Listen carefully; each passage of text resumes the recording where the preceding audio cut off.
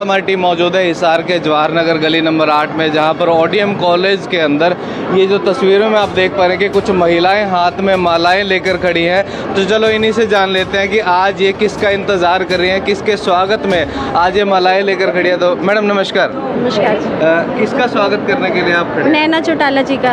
अच्छा, कुछ देर में पहुँचने वाली हैं? हाँ, बोल तो यही रही है, कुछ सेकंडों में पहुंचने वाली हैं। ठीक है। हाँ जी। तो अगर बात करें हिसार लोकसभा चुनावों की, तो क्या माहौल लग रहा है आपको हिसार लोकसभा चुनाव में? हम तो इनके साथ ही हैं, तो हमें तो यही लग रहा है कि नैना चौटाला जी जीतेंगी। ठीक है। हाँ। और कितनी मेहनत करनी पड़ रही है? मेहनत तो देखो हर कैंडिडेट को करनी पड़ रही है। 4 कैंडिडेट खड़े हैं, चारों ही कर रहे हैं अपनी जगह पे।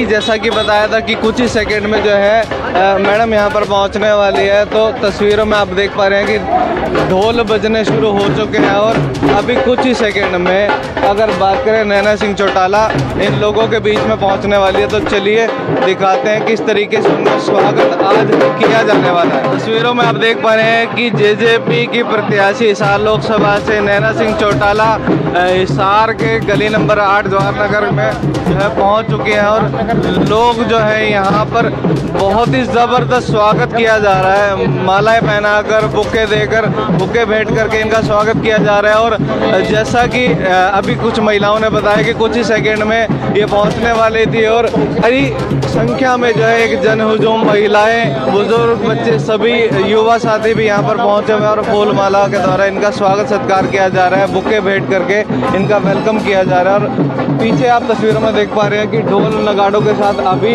इन्हें जो है जनसभा को संबोधित करने के लिए लोगों के बीच में ले जाया जाएगा। भावी एमपी श्रीमती नैना चौटाला जिंदाबाद, जिंदाबाद, जिंदाबाद। जननायक जनता पार्टी जिंदाबाद, जिंदाबाद, जिंदाबाद। जननायक जनता पार्टी की प्रत्याशी हम सब की आदरणीय श्रीमती नैना सिंह चौटाला जी का मैं जवाहर नगर में पहुंचने पे और मेरे संस्थान में पहुंचने पे हार्दिक अभिनंदन स्वागत करता हूं और आप सबसे अनुरोध करता हूं कि एक बार तालियों के साथ मैडम का स्वागत करें। आने वाली 25 तारीख को लोकसभा का चुनाव होना है और लोकसभा चुनाव में जननायक जनता पार्टी की तरफ से हमारी प्रत्याशी श्रीमती नैना सिंह चौटाला जी आपके बीच में हैं।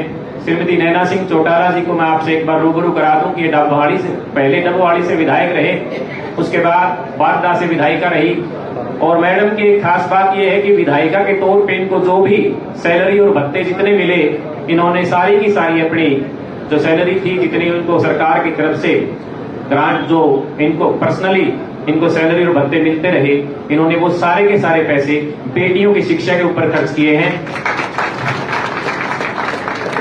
हमारे यहाँ जवाहर नगर में मैडम जब जवाहर नगर बसा था तब से यहाँ पाइपलाइन डली हुई थी और इस जवाहर नगर वैसे तो नगर निगम में आता है और यहाँ की पानी की और सीवरेज की व्यवस्था बनाने की जिम्मेवारी नगर निगम की है। लेकिन यहाँ से चार बार से पार्षद हमारे साथी हैं विनोद ढांडा जी, उन्होंने भी बहुत प्रयास किया, लेकिन यहाँ पे हमारे पानी की पाइपलाइनें नहीं बदली जा रही थी। दुष्यंत चौटाला जी से नवीन जी के नेतृत्व में यहाँ के कुछ सम्मानित साथी मिले और दुष्यंत जी ने एनओसी ली नगर परिषद से और कहा कि मैं मेरी तरफ से जवाहर नगर की लाइनें बदल देता हूं और 50 साल पुरानी सारी जवाहर नगर की लाइनें नवीन जी और के प्रयास से और दुष्यंत जी के प्रयास से एक साथ सारी की सारी लाइनें बदलने का काम दुष्यंत चौटाला जी ने किया। जब जवाहर नगर बना था तो गली नंबर 1 से 12 तक सारा का सारा प्लानिंग से बसा था, लेकिन जो पीछे पीढ़ी कोठी हमीर जी खड़े हुए यहाँ पे कुछ चीजें बताई, पंडित जी खड़े हैं पीछे हमारी गली नंबर 6 से, पंडित जी ने भी बताया और बहुत ज्यादा सहयोग हमारा किया। इन्होंने बताया कि पीछे जो हमारा जवाहर नगर है पीढ़ी कोठी जिसे हम बोलते हैं, वहां पे कुछ गलियों में पाइपलाइन शुरू से ही नहीं थी। दुष्यंत चौटाला जी ने वो भी एडिशनल ग्रांट देके वो सारे के सारे जवाहर नगर में एक साथ सारी की सारी पाइपलाइनें बिछवाने का काम किया। जब पाइप बिछ चुकी थी उसके बाद गलियों में जो पहाड़ उधेड़ हुई, उसके बाद इनकी डिमांड आई कि इन गलियों को एक बार दोबारा बना दिया जाए। मैं फिर कहूंगा कि ये जिम्मेवारी नगर निगम की थी, लेकिन फिर भी दुष्यंत चौटाला जी ने कमिश्नर प्रदीप से बात करके जवाहर नगर की सारी गलियों में दोबारा से कारपेटिंग करवाने का काम किया। उसके बाद दुष्यंत चौटाला जी ने यहाँ पानी की एक समस्या ये थी कि जवाहर नगर के अंदर पीजी बहुत ज्यादा बन गए हैं। यहाँ पे एक घर में जहाँ पहले दो आदमी रहते थे और 20-20, 50-50 लड़कियां लड़के रहते हैं। पानी की खपत बहुत ज्यादा है, पानी हर घर तक नहीं पहुंचता था। एक समस्या थी कि जब पानी आता था तो लोग मोटर चला लेते थे, जब ये बात दुष्यंत चौटाला जी को बताई और नवीन और ने एक प्रपोजल दिया कि क्यों ना यहाँ के बुस्टिंग स्टेशन का ट्रांसफार्मर ही अलग लगा दिया जाए, तो दुष्यंत चौटाला जी ने इनकी एक सिंपल एप्लीकेशन पे तुरंत आदेश करके यहाँ पे उसी समय यहाँ पे अलग से ट्रांसफार्मर लगवाने का काम किया और अब जवाहर नगर में बराबर पानी मिल रहा है, कहीं जवाहर नगर के अंदर पानी की समस्या नहीं है। दुष्यंत चौटाला जी ने जब एक बार पीछे आए थे तो बताया था कि हम गली नंबर 2 में लांबा साहब का घर होता था, वहां हम खेलते थे और उन्होंने इस जवाहर नगर को अपना क्षेत्र मानते हुए हमेशा यहाँ पे जवाहर नगर सेक्टर 15 में अपना एरिया मानते हुए हमेशा यहाँ की जितनी भी काम समस्याएं थी उन समस्याओं का निदान करने का काम किया। विनोद डांडा जी को उन्होंने कहा कि ये जो ग्रीन बेल्ट है, इस ग्रीन बेल्ट के लिए पर नगर निगम में प्रपोजल दे और इसको दोबारा नवीनीकरण करा, इसको डस्टबिन बना रखा था लोगों ने। तो और जैसे ही आपके विनोद डांडा जी ने इसका प्रपोजल नगर निगम में दिया, दुष्यंत चौटाला जी के निर्देश से ये दोबारा से पूरी की पूरी ग्रीन बेल्ट दोबारा से हमारे यहाँ पे बनी। आप लोगों के पास आपका सहयोग, आपका साथ, आपका आशीर्वाद और आपके पास जो सबसे बड़ी ताकत है आपका वोट, उस वोट के लिए अपील करने के लिए आप लोगों के बीच में आई हूँ कि 25 मई को देश की सबसे बड़ी पंचायत का चुनाव है और इस चुनाव के अंदर मैं जननायक जनता पार्टी की उम्मीदवार के तौर पर आप लोगों के बीच में आई हूँ। मेरा चुनाव चिन्ह जो है वो चाबी है और ये ऐसी चाबी है जो मुझे लगता है घर से निकलते हैं जब हर आदमी के हाथ में होती है। अगर वो गाड़ी से निकल रहा है तो उसके पास गाड़ी की चाबी होती है, अगर वो स्कूटर पे जा रहा है तो स्कूटर की चाबी है। मेरी महिलाएं जो है वो स्कूटी पे तो स्कूटी की चाबी है, अगर वो घरों से आ रही है तो बाहर मेन गेट की चाबी है, अगर वो घर के अंदर है तो मुझे लगता है हर महिला के पास जो है वो गोदरेज की अलमारी की चाबी है। क्योंकि आज के समाज में आज महिला और पुरुष जो है मुझे लग रहा है कंधे से कंधा मिलाकर चल रहे हैं। तभी मैं कहती हूँ कि हम लोगों ने तो बाहर निकल के हमारे से कोई पूछता था कि आप लोग क्या हो, तो हम लोग तो महिलाएं कहते थे कि हम गृहिणी हैं। पर अब की ये जो जनरेशन बैठी है ना, पढ़ी लिखी हमारे से ज्यादा, देखो पढ़ाया तो हमारे माँ बाप ने भी हमें बहुत अच्छे स्कूलों में पढ़ाया, अच्छे बोर्डिंग में डालकर पढ़ाया, पर अब की लड़कियां जो है वो बहुत अच्छी एजुकेटेड लड़कियां हैं। वो गृहिणी नहीं कहती अपने आप को, उनसे पूछो तो वो कहते हैं होम मेकर। हम लोग तो ये शब्द जो है ये आज की 21वीं सदी की पढ़ी लिखी जो युवा लड़की है, मैं कहूंगी जो मेरी जवान बेटियां हैं, जो आज कंधे से कंधा मिलाकर अपने हस्बैंड के साथ चल रही है। सुबह गृहिणी बन जाती है, फटाफट किया किचन का काम, दोपहर में सारी की सारी मैं कहती हूँ, चाहे कोई बुटीक चलाओ, चाहे पार्लर चलाओ, चाहे वो लेक्चरर है, चाहे वो बैंक में काम करती हो, चाहे वो एयरफोर्स में काम करती हो, चाहे वो नेवी में, कोई भी हर गृहिणी जो है वो उठ के शुरुआत जो है वो उसकी घर गृहस्थी से होती है। मैं कहती हूँ कल्पना चावला भी चांद पे गई होगी ना, वो भी सुबह की चाय बना के खुद किचन से फिर झंडा लेके चांद पे गई है। मैं अपने आप को, मेरे को सुषमा स्वराज जी जो है वो बहुत अच्छी लगती थी। मैं उनसे कई बार, जब मेरी नई नई शादी हुई थी तो मैं उनसे मिली हुई हूँ। मैं आज भी उनकी स्पीचेस जो है वो बहुत सुनती हूँ, मुझे बहुत अच्छी लगती है। मैं उनके अंदर जो एक संपूर्ण नारी को देखती थी, मैं देखती थी उनके, वो बहुत अच्छी माँ भी है, वो बहुत अच्छी पॉलिटिशियंस भी है, पर वो एक बहुत अच्छी गृहिणी भी है। तो हर महिला जो है, अगर ये जितनी बेटियां यहाँ बैठी हैं, अगर ये लेक्चरर है तो ये सुगर गृहिणी भी है, पर ये होम मेकर है आज की लड़कियां जो है। तो आज का समाज जो है वो महिला और पुरुष का जो है वो कंधे से कंधा मिलाकर चलने का है। ये लोकसभा का इलेक्शन है और मैं भी जो है महिलाओं के, मैं कहती हूँ मैं पॉलिटिशियन नहीं हूँ, हर जगह एक बात बोलती हूँ मैं कि मुझे बहुत ज्यादा राजनीति नहीं आती, और सबसे बड़ा जो मेरे अंदर अवगुण मुझे लगता है ना वो ये है कि मैं झूठ नहीं बोल सकती। मेरे को झूठी बातें करनी नहीं आती बिल्कुल भी। मैं जैसी हूँ मैं वैसी आप लोगों के सामने जैसी खड़ी हूँ ना, मैं अंदर से भी बिल्कुल वैसी हूँ। मैं झूठी बातें नहीं कर सकती। मुझे कुछ करना है तो मैं डंके की चोट पे हाँ भरूंगी कि हाँ ये काम मैं कर सकती हूँ और मैं करवा सकती हूँ आप लोगों का। अब जो ये 25 तारीख का इलेक्शन है, बड़ी बड़ी पार्टियों के लोग वोट मांगने के लिए आ रहे हैं। कभी कोई कह रहा है कि मंगलसूत्र की राजनीति, कोई उसके पाले में मंगलसूत्र को डाल रहा है, कभी उसके पाले में मंगलसूत्र को डाल रहा है। मैं कहती हूँ जब जब, चाहे वो राजनीति हो, चाहे हमारे इतिहास को, पुराने धर्मशास्त्र को, शास्त्रों को उठा के देख लो, जब जब महिला की बात बीच में आई है तब तब हमेशा पतन की ओर जो है वो हमारा समाज जाने का काम करते हैं। आज मैं ये महिला, मैं कहती हूँ दोनों को ही, ये जो मंगलसूत्र की बातें हमारे देश के प्रधानमंत्री जी भी कर रहे हैं, राहुल गांधी जी भी कर रहे हैं, मैं कहती हूँ दोनों को ही नहीं पता कि मंगलसूत्र क्या है आज के दिन, दोनों को नहीं पता, इसीलिए वो मंगलसूत्र की बातें कर रहे हैं। अगर मंगलसूत्र की बात मैं कहती हूँ पूछना है तो हमारे देश के सैनिकों की पत्नियों से पूछो, जो देश की सीमा पर खड़े होके आज वो हमारे देश की रक्षा कर रहे हैं, और उनके रक्षा करने के बाद हम लोग सुख की सांस रात को सोते हैं, उनकी पत्नियों से पूछो ना, जो सुबह उठ के हर रोज मंदिरों में जाती है, वो भगवान से हर रोज प्रार्थना करती है कि उसकी दीर्घायु देना, मेरा पति आज बॉर्डर पे खड़ा है, हे भगवान उसको लंबी आयु दे। अगर मंगलसूत्र की कीमत पूछनी है देश के प्रधानमंत्री जी को और विपक्ष के नेता को, तो आप उन विधवाओं से पूछो जिनके पति देश की सीमा पर लड़ते लड़ते शहीद हो गए।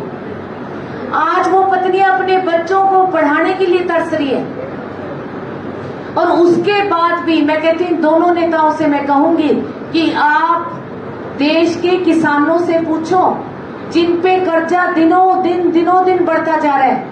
आज उस कर्जे से अनेकों किसानों ने फांसी खाई है, अनेकों किसान जो है वो जहर खा खा के मर रहे हैं। उनकी पत्नियों से पूछो घरों में कैसे वो घर चला रही है, कोई थोड़ा सा दूध बेच के घर चला रही है, कोई गोसे बेच के दूध वो बच्चों को पढ़ा रही है। उन लोगों से पूछो, आप लोगों को क्या पता, आप देश के सर्वोच्च पद पर बैठे हो।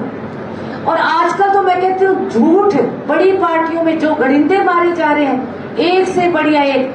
पहले हमारे देश के प्रधानमंत्री जी ने कहा कि हम 15 लाख रुपए जो वो आपके खातों में लाने का काम करेंगे, उन्होंने झूठ बोला। फिर उन्होंने झूठ बोले कि हम 2 करोड़ लोगों को जो है वो रोजगार देने का काम करेंगे। आज 10 साल हो गए, लोग इसी चीज के इंतजार में हैं, बैंकों में खाते खुलवा रखे हैं कि कब हमारे खातों में जो है वो 15 लाख रुपए आएंगे, कब हमारे 2 करोड़ लोग जो बच्चे जो है वो नौकरी लगेंगे।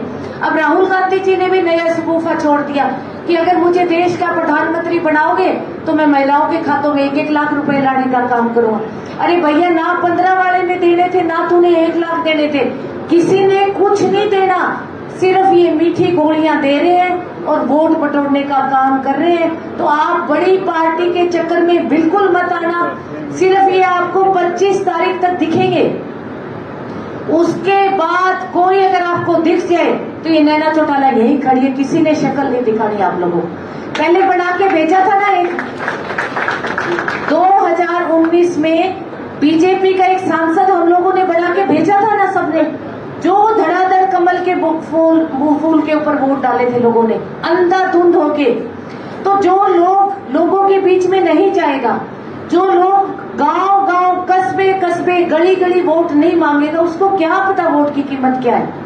वो लोगों की जो अंदर का दर्द है वो कभी नहीं समझेगा, तभी तो ये वोट लेके दिल्ली जाके बैठ जाते हैं, दोबारा ये आने का नाम नहीं लेते।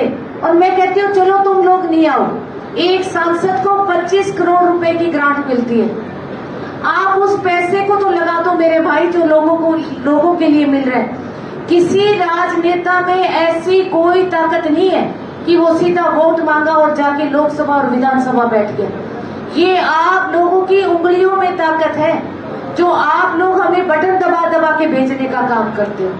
ये आप लोगों का काम है जो वहां बिठाने का काम करते हो। ये राजनेता खुद नहीं जा सकते, तो एकजुट होकर ऐसे लोगों को वोट की चोट से खत्म करना चाहिए। हमें जागरूक होना पड़ेगा। मैं कहती हूँ सांसद तो कभी बड़ी पार्टी का बनाओ ही ना, आप लोग भूल के भी छोटी का बनाओ, जो आप लोगों के बीच में रहे, आपके सुख दुख बांटे। जैसे 2014 में आप लोगों ने दुष्यंत चौटाला को बनाने का काम किया, मैं कहती हूँ उसने सांसद की परिभाषा बदल के रख दी। अनेकों कार्य जो है वो सांसद रह के दुष्यंत चौटाला ने किए। उसने खुद की ग्रांट तो लगाई, उसने कुलदीप बिश्नोई की ग्रांट लाकर भी लगाने का काम किया। उसने गांव-गांव में जाकर वाटर टैंकर देने का काम किया, उसने गांव में जाकर ढाणियों में लाइट लगाने का काम किया, उसने जहाँ यूथ ज्यादा था उन गांव में वाईफाई से जोड़ने का काम किया, और अनेकों कार्य जो है अभी अजीत जी ने बताए हैं कि यहाँ जवाहरनगर में भी बहुत किए हैं। अभी भी दुष्यंत ने 4.5 साल में, आज लोग हमारे से एक बात पूछते, मुझे बिल्कुल इस चीज की शर्म नहीं आती कहते हुए, कहते आप बीजेपी के साथ क्यों गए? अरे भैया हम तो चलो बीजेपी के साथ चले गए, आप अगर मैं तब मानो जब आप बीजेपी को 0 से आउट करो, तो वोट बीजेपी को दे रहे हैं और नाराजगी किससे? दुष्यंत चौटाला से। ये कौन सा न्याय है समाज का? भी आज भी तो आप बीजेपी को वोट ही दे रहे हो ना। फिर अगर दुष्यंत ने आप लोगों के लिए गठबंधन में सरकार में चला गया तो कौन सा गुनाह कर दिया ऐसा? उसने आप लोगों के काम किए। ये जो हिसार के एयरपोर्ट के लिए बड़े बड़े नेता आज माइक में बोल रहे हैं कि ये सिर्फ एक हवाई पट्टी है, इसका कुछ नहीं होने वाला। मैं कहती हूँ सबसे पहले जिस दिन हवाई जहाज उड़ेगा उनको तकलीफ इस चीज की है कि इसके पीछे दुष्यंत चौटाला का नाम क्यों जुड़ रहा है इस हवाई अड्डे के साथ, क्योंकि उसने इस पे मेहनत की है, बहुत वर्कआउट किया है इसको बनवाने में। ये तो हट गया नहीं, हवाई जहाज भी उड़ाते हुए मैं दिखा देती आप लोगों को। और जो नेता ये कह रहे हैं ना ये सारी उम्र के लिए एक पट्टी है, मैं कहती हूँ ऐसा समय भी आएगा जब हवाई जहाज उड़ेंगे और उस हवाई जहाज के अंदर सबसे पहले अटैची उठा के जाने वाले हैं ना ये कांग्रेस और बीजेपी के लोग होंगे। यहाँ से हिसार से जब ये दिल्ली और चंडीगढ़ जाएंगे। अब जो खरगोदा में मारुति प्लांट लाने का काम किया है, लोग कहते हैं, मैं कहती हूँ जब भी बनेगा दुष्यंत के बच्चे उसमें नौकरी लगे ना लगे, पर आप लोगों के बच्चे जो हैं वो खरगोदा में नौकरी लगने का काम करेंगे। ये बहुत बड़ी योजना है मारुति में, जो खरगोदा में मारुति प्लांट है। और अनेक तरह की योजनाएं, 14 फसलों पर MSP देना। मैं कहती हूँ पहले 5 साल भी तो बीजेपी का राज रहा है, क्यों नहीं दिया बीजेपी ने 14 फसलों पर MSP? आज गठबंधन में रहे हैं, उनके साथ लग के जोर लगा के ये 14 फसलों पर MSP दिलवाने का काम किया। फसल खराबे का पैसा आपके किसान के खाते में सीधे आना। और हिसार में तो एलिवेटेड रोड के लिए 750 करोड़ रुपए, कितना बड़ा प्रोजेक्ट है आप लोगों के लिए। तो जो काम किए हैं मैं कहती हूँ उनका साथ दो, साथ दिया है। पहले भी आप लोगों ने दुष्यंत चौटाला को सांसद बना के भेजा, उससे पहले अजय जी को सांसद बना के भेजा था। अब तो उसकी माँ आप लोगों से वोट की अपील कर रही है कि एक बारी एक मौका जो है वो दुष्यंत की माँ को देने का करो, एक मौका जो है वो नैना चौटाला को देने का करो, एक मौका जो है वो आपकी बेटी बना लो, आपकी बहन बना लो, कोई भी नाता लगा लो। भैया हिसार की बेटी हो तो बेटी के नाते वोट दे दो और जिताकर मुझे संसद भेजने का काम कर दो। मैं भी संसद में जाके किसान, मजदूर और कमेरे वर्ग की आवाज उठाने का काम करूंगी। मैं भी संसद में जाके ये जो होम मेकर्स मेरी बेटियां हैं इनके लिए शिक्षा, आज कॉलेजों में टीचर्स नहीं है, कम से कम 20-22 हजार टीचर्स की जो है वो कमी है, लेक्चरर्स की बहुत कमी है, कम से कम 4600 लेक्चरर्स की अभी आज बहुत सख्त जरूरत है। उनके लिए आवाज उठाने का काम करेंगे, सबसे बड़ी इनकी सुरक्षा की बात करेंगे। और जो योजनाएं हैं स्वयं सहायता ग्रुप, मैं मानती हूँ कि यहाँ पढ़ी लिखी बहुत वेल सेटल्ड जो है वो लड़कियां बैठी हैं, पर गरीब गांव में जाकर जब हम देखते हैं, हम गरीब महिलाओं से मिलते हैं तो मन में सच में ये लगता है कि जो हम देखते हैं वैसा ऐसा कुछ नहीं है। आज गरीबी जो है वो इंटीरियर में बहुत ज्यादा गरीब महिलाएं जो है वो रोटियों के लिए तरस रही है, उनके बच्चे जो है वो शिक्षा के अभाव से घर बैठे हैं, वो मजदूरी करने जाते हैं तब पेट पालते हैं। तो जो हमें ऊपर दिख रहा है वैसा नहीं है मेरे भाइयों। तो एकजुट होकर एक ताकत बन के और वोट की चोट से बड़ी पार्टियों को जो है वो धाराशाही करने का काम करो। जननायक जनता पार्टी को वोट दो, मेरे इस चाबी को घर घर पहुंचाने का काम करो ताकि आपकी बहन जो है वो जीत कर लोकसभा में जाने का काम करे, सांसद बन के आप लोगों के बीच में रहे और जो भी मुझे ग्रांट मिलेगी उसका पाई जो है वो लगाने का काम करूंगी। और जो मुझे तनख्वाह मिलती है उससे गांव में बेटियों को पढ़ाने और सिलाई सेंटर खोलने का काम करती आ रही हूँ। मैं आज तक मैं 5 रुपए भी मेरी तनख्वाह के घर लेके नहीं गई। मैं बहुत लड़कियों को पढ़ाती हूँ, मैं सिलाई सेंटर्स खोलने का काम करती हूँ, मैं बेटियों को, खेलने वाली बेटियों को टिकट करवा के उनको बाहर भेजने का काम करती हूँ। और अभी भी जो भी मुझे कुछ मिलेगा मैं घर लेके नहीं जाऊंगी, आप लोगों पे लगाने का काम। तो आपने मंच के माध्यम से सुना कि किस तरीके से अजीत ओडीएम ने दुष्यंत चौटाला जो पूर्व में उप मुख्यमंत्री रहे थे, उन्होंने अपने कार्यकाल में किस तरीके से हिसार को ना जाने कितनी ही सौगात दी, कितने ही सौंदर्यीकरण के कामों के लिए ग्रांट दी। और आने वाले लोकसभा चुनाव में अगर हिसार की बात करें तो फिलहाल उनकी माताजी नैना सिंह चौटाला जो है प्रत्याशी हैं जननायक जनता पार्टी की तरफ से। और अगर बात करें जननायक जनता पार्टी की हिसार लोकसभा के प्रत्याशी नैना चौटाला की, उन्होंने भी मंच के माध्यम से एक ही बात कही कि जो चाबी है वो कहीं ना कहीं हमारी दिनचर्या का एक बहुत बड़ा हिस्सा है। जब कोई अपनी गाड़ी से उतरता है तो उसके हाथ में चाबी होती है, जब कोई अपने घर से निकलता है तो भी उसके हाथ में चाबी होती है, जब कोई अपना कीमती सामान किसी अलमारी में रखता है तो भी उसे उसी चाबी से बंद करता है। तो हमारी दिनचर्या का एक बहुत ही महत्वपूर्ण हिस्सा है चाबी, जिसको याद रखते हुए 25 मई को जो इलेक्शन का दिन है यानी कि पोलिंग का दिन है, उस दिन भी चाबी को ध्यान में रखते हुए चाबी के आगे वाले बटन को दबाएं और जननायक जनता पार्टी के प्रत्याशी को विजय बनाने का काम करें। अब ये तो देखने वाली बात है कि 25 मई को हिसार के लोगों का जो मन है किस प्रत्याशी की ओर लुभाता है और जीत का सेहरा किसके सिर के ऊपर सजता है, इसका रिजल्ट तो 4 जून को ही पता चलेगा। आपकी जो भी राय वो कमेंट करके जरूर बताएं। इस वीडियो को शेयर करना ना भूलें। धन्यवाद।